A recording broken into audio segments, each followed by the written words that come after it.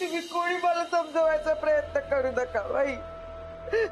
मला माय गुरु परत हवा. आई त्यांनी सगळे पाश तोडलेत. असं बोलून तुटतेत का बाई? पण आई हे असं करून कसं चालेल? नाही मला समजून राहिलं का तुम्हाला यांच्याबद्दल वाईट वाटतंय, खूप काही वाटतंय, पण यांना काही वाटतंय का त्याचं? यांना काही नाही वाटत आहे, ते आपले मजेत आहेत. तुम्ही यांच्यासाठी अन्न पाणी सोडलं, पण यांचं काय? यांनी सोडलंय का? ते आपले मस्त पिझ्झा बर्गर खात असतील त्या शन्याबरोबर. मग काऊन त्यांच्यासाठी तुम्ही रडत बसलाय? खाऊन घ्या ना आई. मला फक्त गुरुचीच काळजी नाही वाटत ग राधिका. मला तुझी सुद्धा काळजी वाटते. तू पाहिले कायस ना, त्यासमोर एवढं मोठं आयुष्य पडलंय राधिका. अथर्वची जबाबदारी आहे त्या. कसं निभल तुझं? लेकराला माय आणि बाप दोघेही हवे असतात बरं. दोघे मिळून त्याला मोठं करतात. संसारामध्ये एका चाकावर गाडी नाही चालत राधिका.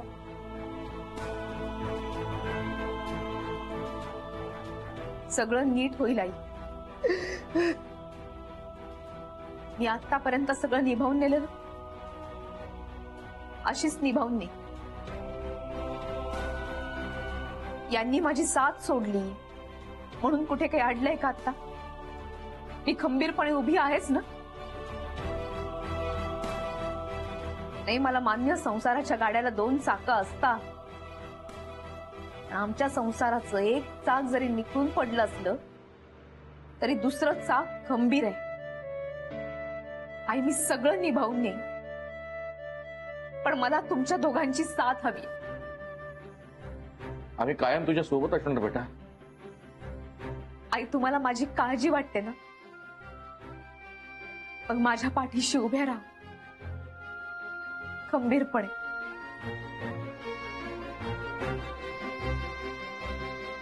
डोळे पुसा बरं. हे घ्या, खा.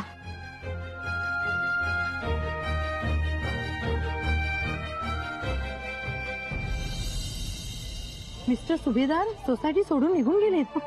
हो, ती त्यांची गर्लफ्रेंड आहे शनया, तिच्या बरोबर गेलेत असं ऐकलंय. Poor Radhika, I really feel very bad about it. तिचं ना नुसतं बॅड लकच चालू आहे. माझी बॅटिंग. तू माझ्या बॅटला हात नाही लावायचा. का? कारण का तू बॅड आहे.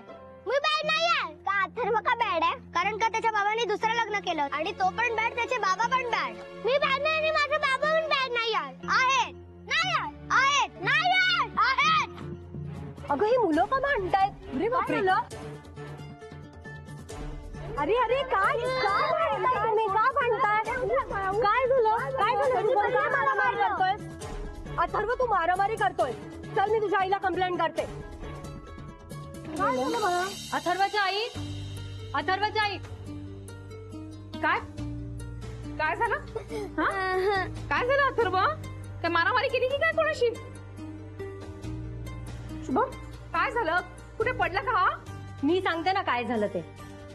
तुमच्या अथर्वने माझ्या शुभमला मारलं. काय? अथर्व तू काऊन मारलंस? तो बाबांना बॅड बोलत होता. शुभम हो, असले प्रश्न तुम्ही मुलांना का विचारताय? स्वतःला विचारा ना. एकतर तुमचा नवरा तुमच्या सोबत राहत नाही आणि जे काय झालंय ना ते सगळं आम्हाला माहितीये. म्हणूनच मी सांगितलं शुभमला की हा मुलगा तुमच्या ग्रुपमध्ये नको. हे काय बोलून राहिलात तुम्ही? अहो अथर्वचे बाबा असं वागले, यात अथर्वची काय चूक? त्याचा काय दोष? त्यांनी काऊन नाही खेळायचं पोरांच्यात? नाव त्याला काही कळत नाही आणि मला खात्री आहे तुमच्या पोरालाही यातलं काही कळत नसणार. तुम्ही काहीतरी चुकीचं शिकवून राहिलात पोरांना. हे बघा, काय चुकीचं आणि काय बरोबर आहे ना ते मला सांगू नका. ते तुमच्या मिस्टरांना सांगितलं असतं ना तर आज ही वेळ आली नसती. आणि ज्या मुलांचे आई बाबा वेगळे राहतात ना त्या मुलांवर कधीच चांगले संस्कार होत नाही, ते बिघडतातच. तुम्ही कायच्या काय बोलून राहिलात? अथर्व तसा नाहीये. तुम्ही इतकी वर्ष ओळखताय याला. तुमचे मिस्टर तरी असे वागतील असं वाटलं होतं का? अहो तुम्ही तर एवढा सो कॉल्ड बिझनेस वुमन झालात, काही फायदा झाला त्याचा? तुमचा नवरा गेलाच ना पाठ फिरवून, ते आधीच कंट्रोल करायला पाहिजे होतं ना. मग हे बघा, तुमच्या अथर्वला ना घरीच ठेवा, आमच्या मुलांबरोबर नको. उगाचच ना त्या वाईट सवयी लागायला नकोत मुलांना. माझा अथर्व वाईट नाहीये. वाईट तर तुमचे विचार आहे. मला तीव येऊन राहिली तुमची, तुमच्या विचारांची, तुमच्या या असल्या बोलण्याची. नाही, किती कोटी मनोवृत्ती आहे तुमची. ज्याचा दोष नाही त्याने काहून शिक्षा भोगायची? हो, दोष कुणाचा का असे ना, उद्या तुमचा अथर्व बिघडणार नाही हे कशावरून?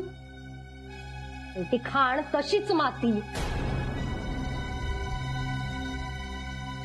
नाही, आता माझ्याकडे तुम्हाला द्यायला काहीही उत्तर नाही. पण तुम्हाला आत्ताच सांगते, एक ना एक दिवस तुम्हाला तुमच्या प्रश्नांची उत्तरं नक्की मिळतील. आणि तेव्हा मात्र तुम्हाला वाईट वाटेल.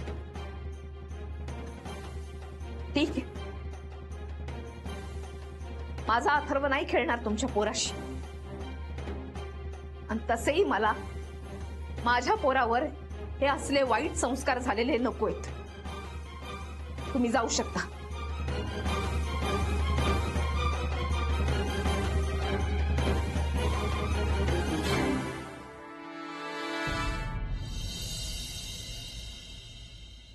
हाय बच्चा. बापरे, चिडलेली दिसते.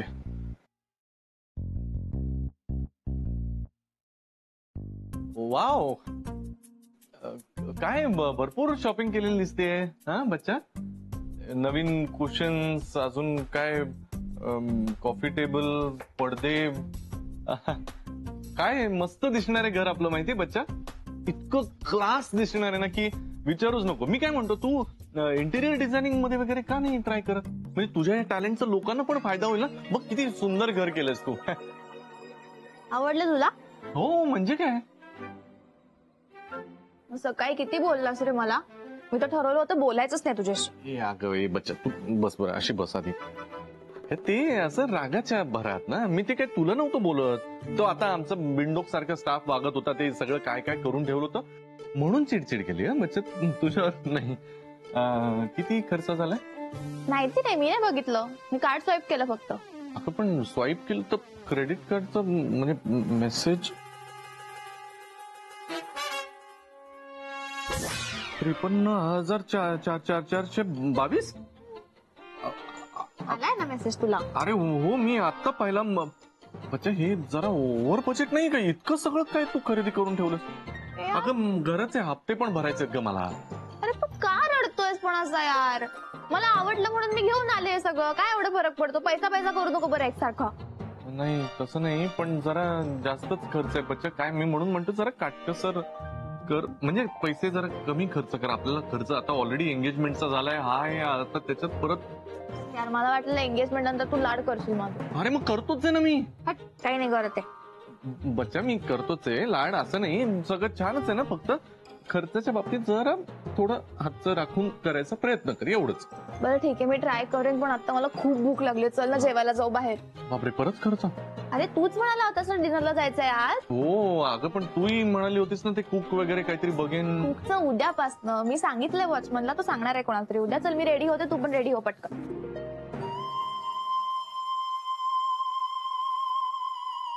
अरे यार, ही आणि अथर्व सारखेच हट्टी आहेत. अथर्वची आठवण येते मला आता खरं तर.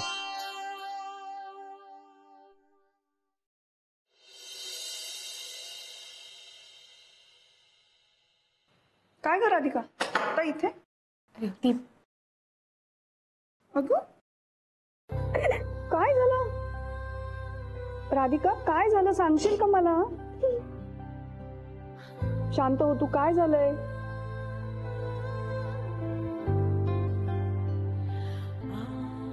रेवती, अथर्वला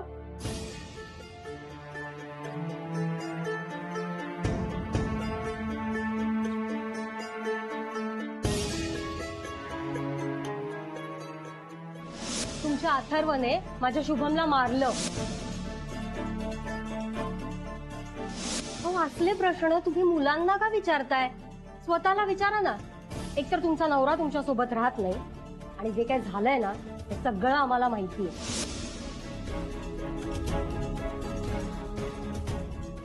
अहो दोष कुणाचा का असे ना, उद्या तुमचा अथर्व बिघडणार नाही हे कशावरून? ती खाण तशीच माती. आपण असं कसं? कोण आहे ती बाई? मला आत्ता सांग, मी आत्ता जाऊन बोलते तिच्याशी. ही काय पद्धत आहे का बोलायची? नाही नको रेवती, असं करून काय होणार आहे? अगं नाही काय, आपण तिच्याशी भांडायला गेलो तर तिच्यात आणि आपल्यामध्ये काय फरक उरलाय?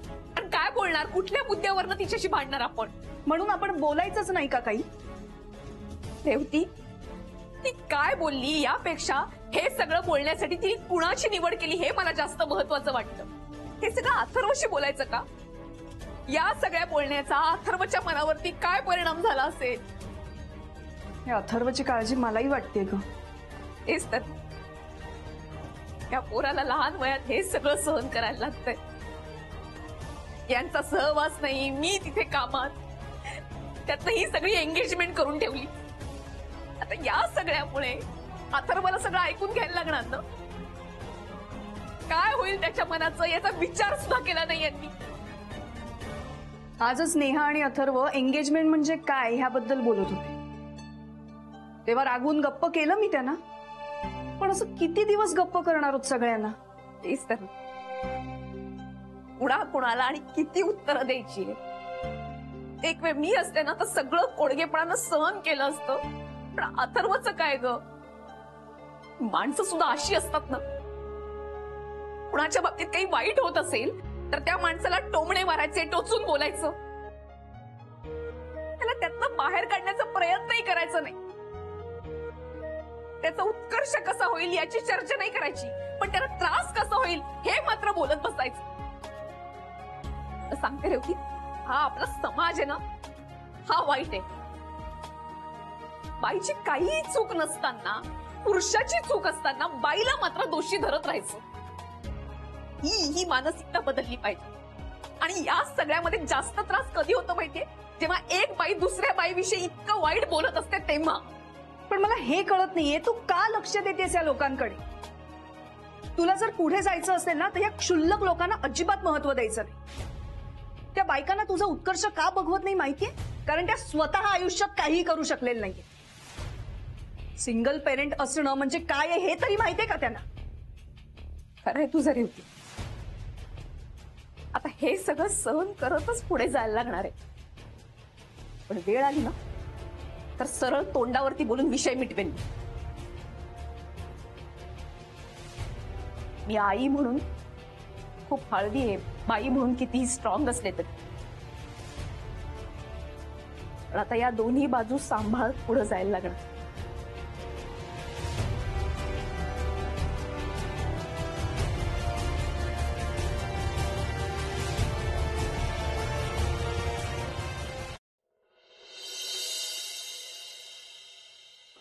गुरु, आपला अथर्वा घे दूध पी. विसरा आता गुरु गुरु गुरु गुरु गुरु गुरु. चुकून झालं ना हो. मला नको दूध. अरे असं काऊन करते बा? मला नको. अरे बिस्किट आणि दूध खाऊन. अरे बाप्पा, अथर्व, हे काय चाललंय तुझं? हा, हे काय केलंस तू? दूध प्यायचं नाही तर नीट सांगता येत नाही तुला? हे शिकवलंय का तुला? हे आणते दुसरं. अगं त्याला नको तर असू दे ना, राहू दे. अथर्व, हे बघ, तू दूध पी बरं. नाही तर नंतर भूक लागते की नाही तुला? मग नंतर पोटात गुडगुड होतं की नाही? मला बाबांना भेटायचं. बरं तू दूध घे, नंतर जाऊ आपण. नाही आता जायचंय. अरे कुठे जाणार बाबा? मला काय माहित. फोन लावून द्या.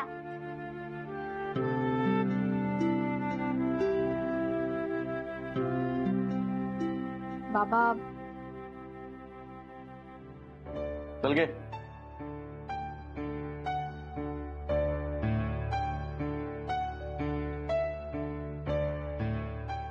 बोल, रिंग जाते.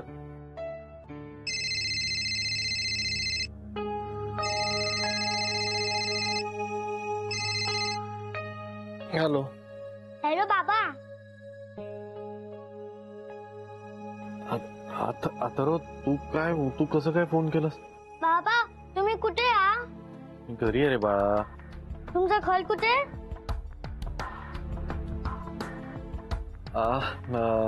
अंधेरी वेस्टला राहतो मी. अंधेरी. मी येऊ का? नाही नाही बाळा, तू एकटा कसा येणार? हा, त्यापेक्षा मीच येईन तुला भेटेल. ओके, चल नंतर बोलतो. हा, bye. Hello hello. Phone cut केला. कट नसेल केला रे, बॅलन्स संपलं असेल माझं. नंतर बोलू. हा, अरे हळू. अथर्व, काय बरं, न खाता पिताच गेला पोट्ट. पण काहून रागावते बरं राधिका त्यावर? चुकलं आई माझं. मी भक्ती मिसना फोन करते आणि त्याला काहीतरी खायला द्यायला सांगते. सांग बाई. निघते मी. सावकाश जा. अरे अगं लागलं का? नाही. का ग? तरी बोलतच आहे मी, तोंडातला शब्द तोंडात आहे. ठीक आहे राधिका, लागलं का? नाही नाही आई, ठीक आहे. आराम कर नाही तर आज. नाही बाबा, निघते मी. काही नाही झालंय. हो जाता येईल तुला? हो. नाही नाही नाही. सावकाश जा. डोक्यात विचार असले की पुढचं काही दिसत नाही. सरिता, गुरुपेक्षा राधिका जर आपल्या पुढे जन्माला आली असती तर खूप बरं झालं असतं.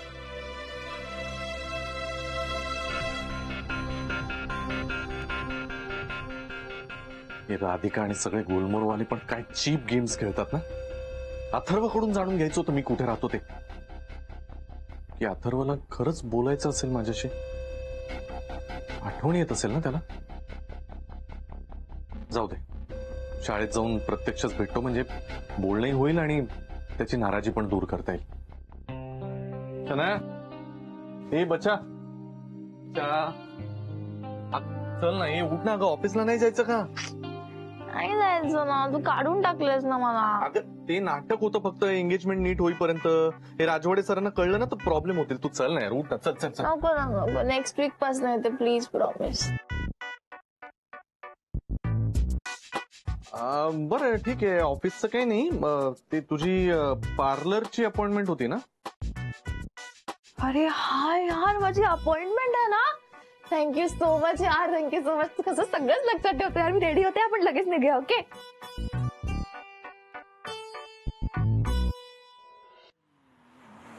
नाही, आम्हाला या सगळ्याची माहिती आहे पण एवढं ज्ञान नाहीये. पण छान, खूपच चांगली गोष्ट सांगताय तुम्ही.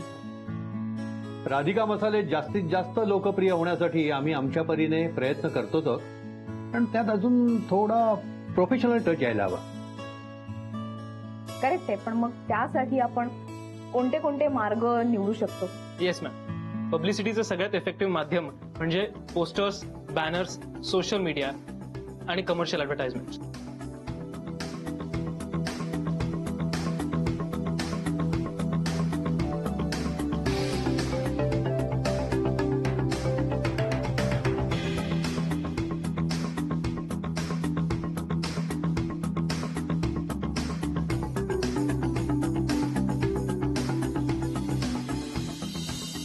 ते सगळं तेव्हाच शक्य आहे जेव्हा आपण याच्यात पैसे खर्च करू. You know, it's like a seed. तुम्ही जितके पैसे मार्केटिंगवर खर्च कराल तितकाच तुम्हाला रिटर्न मिळेल. अर्थात या इन्व्हेस्टमेंटच्या वेळी आपल्याला खूप विचार करावा लागेल. करेक्ट, पटतंय मला. आम्ही एकदा बजेटचा अंदाज घेतो, तर तुम्हाला सांगतो. आपण छोट्या छोट्या गोष्टींपासून सुरुवात करू शकतो. ओके, ओके, चालेल. थँक्यू. येतो ma'am. Thank you. Nice meeting you. Nice meeting. Bye. वा वहिनी, हे खूप बरं झालं. आणि महत्वाचंही होतं हे. दिवेकर मला हॅपनिंग वाटतं. एक तर तरुण रक्त आहे, त्यामुळे त्याच्या कामामध्ये स्पार्क दिसतोय. खरंय, यांची नक्कीच मदत होईल. काय आता लोकांची मानसिकता वेगळी आहे. लोक ऍड बघतात आणि मग नंतर प्रोडक्ट विकत घेतात ना. करेक्ट आहे. ते ऍप मध्ये पण आपण टाकू शकतो असं कधी आपल्याला सुचलं पण नसतं. एक मिनिट. हॅलो भक्तीनेस, राधिका ताई, तुम्ही मगाशी फोन केलेलात ना अथर्वला काहीतरी खायला द्या म्हणून? हो, मी फोन केला होता. काय अथर्व आज जरा रागावला होता, डबा न घेताच गेलाय. म्हणून म्हटलं तुम्ही थोडस काहीतरी खायला घाला. काय अजूनही रागवलाय का तो? अहो, अथर्व शाळेतच आला नाहीये आज. काय